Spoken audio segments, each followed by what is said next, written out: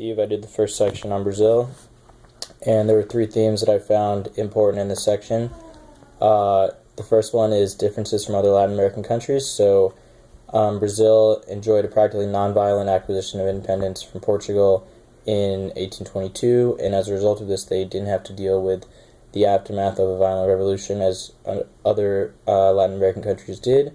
They also transitioned directly from a Portuguese monarchy to a Brazilian monarchy, making them the only direct transition to a monarchy in Latin America.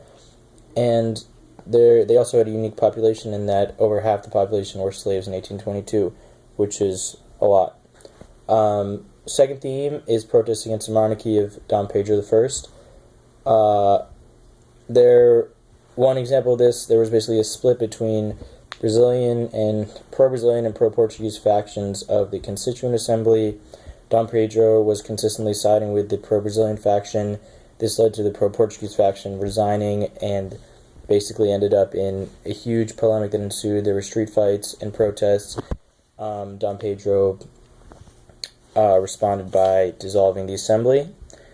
Another example came in 1824 when the Pernambucans and other northeastern provinces declared independence from the crown, and Dom Pedro resorted to hiring mercenaries and British and French ships in order to quell the rebellion.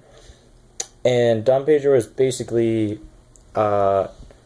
just under fire by moderates who wanted more power for the legislature and extremists who wanted autonomy for the provinces for much of his rule. Third theme is British involvement.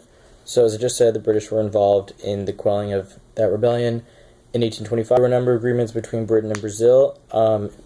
Brazil wanted to gain international recognition as a kingdom, so in return they gave Great Britain preferential export tariffs, and there's also a secret deal to pay Portugal £2 million for the damages of the independence movement.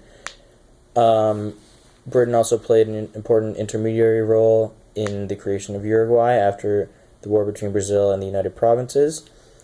And Brazil and Great Britain agreed that Brazil would ban slavery, and Great Britain basically wanted this because they had banned slavery in the West Indies, and their exports were in competition with Brazil, so if Brazil did not ban the slave trade, then their exports would be much cheaper than Great Britain's.